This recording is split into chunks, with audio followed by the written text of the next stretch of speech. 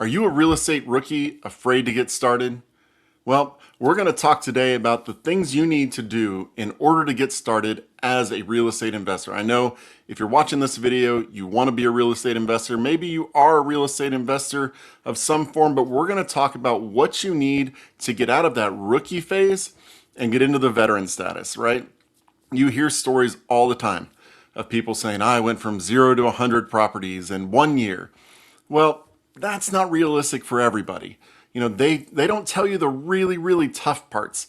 They don't tell you how much money they had to spend in marketing. They don't tell you how much sleep they lost. They don't tell you all of the things that they had to do, the income they had to give up, the fights they had with their spouse, as they went to do this. So we want to talk about what you need to do to stop being a rookie. And it all boils down to a few things. And the number one thing you have to do, you absolutely have to do if you're going to be a successful real estate investor, is build a team. You cannot do this on your own. You can do a whole lot on your own. A lot of this business can be done, and it is a business, don't forget that. A lot of this business can be done on your own, but you cannot do everything. And the number one thing you need, the number one, in my opinion, is a lender. Because a good lender is worth their weight in gold.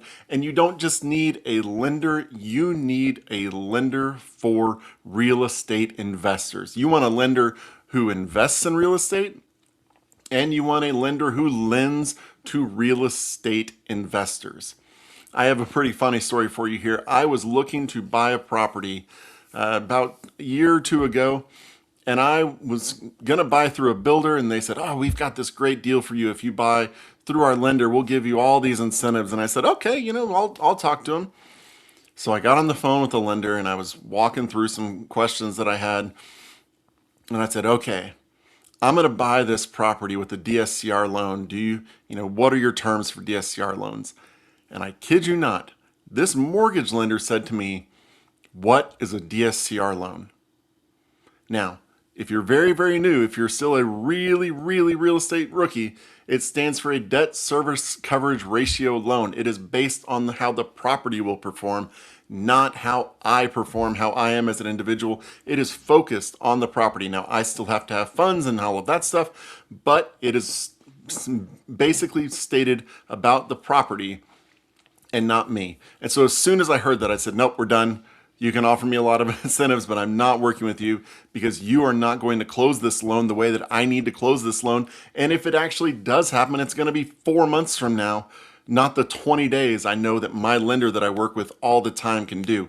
And you've heard that lender. It's North American Financial and Aaron Chapman's investment lending team. We've done podcasts with them before. I love them. I owe a lot to them and teaching me about investing, and I hope I've been able to help them along the way. But it is incredibly important, and talk to them about, is it 20%? Is it 25%? What makes sense for you? And they will know you. They will know your goals. They'll know your finances, and they'll say, for this one, this route. Oh, should I buy my rate down? Well, let's look. Let's look at your break-even period. Let's do this. Let's do that. And they will walk through you. So will we at Premier Turnkey. But you want to have a lender, because they're the ones who are going to sit there with the rate sheet and say, if you do this, it'll be this. If you do this, it'll be this. And walk through, and I can't pre-qualify you for a loan. I can't tell you, oh, Joe, you can buy $1 million property, because guess what? I'm not the one lending you money. I don't know whether that's true or not.